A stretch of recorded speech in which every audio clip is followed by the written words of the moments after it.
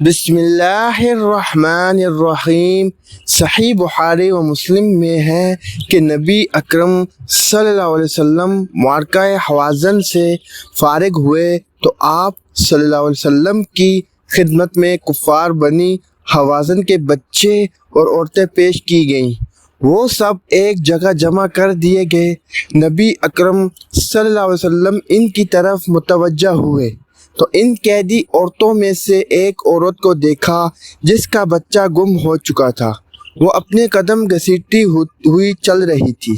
وہ اپنے دل کے ٹکڑے جگر گوشے اپنے بچے کی تلاش میں تھی۔ وہ انتہائی پریشان حال تھی۔ اس دکھ کی شدت سے وہ اپنی عقل کھو چکی اور آسان خطا کر بیٹھی تھی۔ وہ شیر خوار بچوں والی عورتوں کے پاس سے گزرتی اور بچوں کے چہروں پر نگاہیں گاڑے اپنے بچے کو ڈھونڈ رہی تھی۔ چھاتی میں دودھ رکنے کی وجہ سے اس کی چھاتی پھٹنے کو آئی ہوئی تھی۔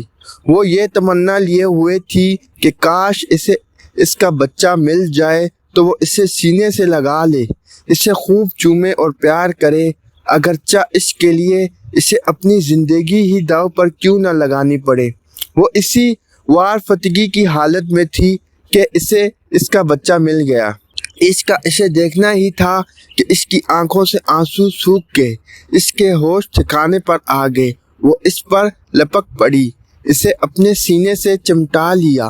اس کی بھوک پیاس، اس کی آہ و پکار اور تھکاوٹ پر اسے بہت ہی ترس آیا اور اسے چومتے چومتے اسے سینے سے بینچ لیا اور اسے دودھ پلانے لگی۔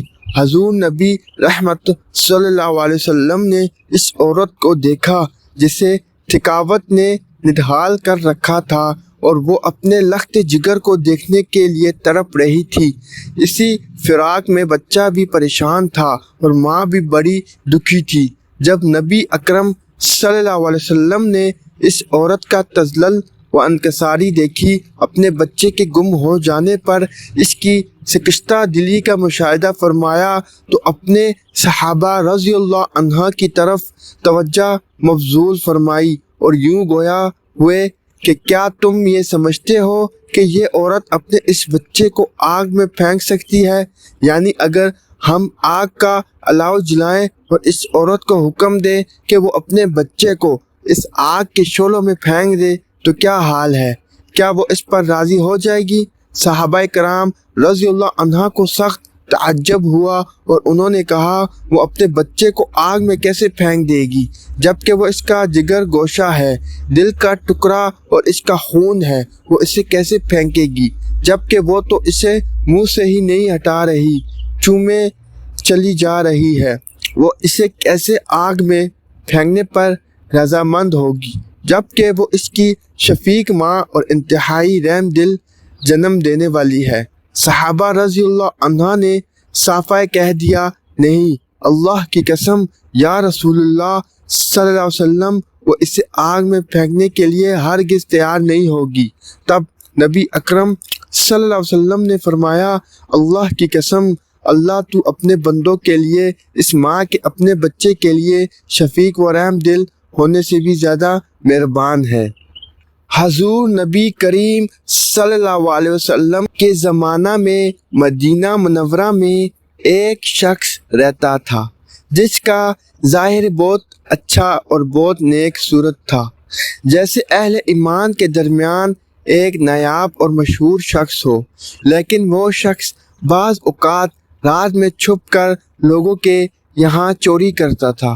ایک رات کا واقعہ ہے کہ چوری کے لیے ایک دیوار پر چڑھ گیا، دیکھا کہ اس گھر میں بہت زیادہ مال و دولت ہے اور وہاں پر ایک جوان لڑکی کے علاوہ کوئی دوسرا بھی نہیں ہے۔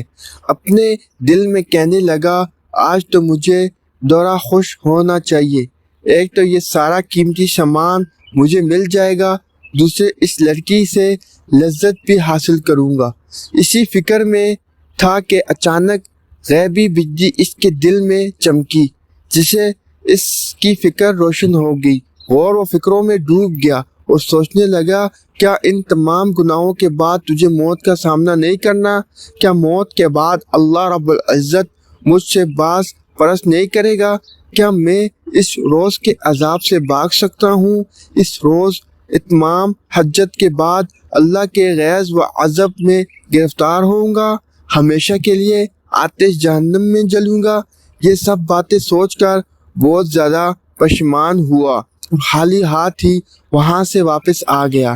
جیسے ہی صبح ہوئی، اپنے اسی ظاہری چہرہ اور بناوٹی لباس میں حضور نبی اکرم صلی اللہ علیہ وسلم کی خدمت میں حاضر ہوا۔ اچانک اس نے دیکھا کہ وہی لڑکی جس کے گھر میں گزشتہ رات چوری کے لیے گیا تھا، حضور صلی اللہ علیہ وسلم کی خدمت میں حاضر ہوئی اور عرض کیا، میری ابھی تک شادی نہیں ہوئی ہے، میرے پاس بہت زیادہ مال و دولت ہے، میری شادی کرنے کا ارادہ نہیں تھا، لیکن رات میں نے دیکھا کہ ایک چور میرے گھر میں آیا، اگرچہ وہ کچھ نہیں لے گیا لیکن میں بہت زیادہ ڈر گئی ہوں، گھر میں تنہا رہنے کی ہمت نہیں رہ گئی ہے، اگر آپ مناسب سمجھے تو میرے لیے کوئی شوہر تلاش کریں۔ آپ صلی اللہ علیہ وسلم نے اس چور کی طرف اشارہ کیا، اگر تو چاہتی ہے تو ابھی اس کے ساتھ تیرا عقد پڑھ دوں۔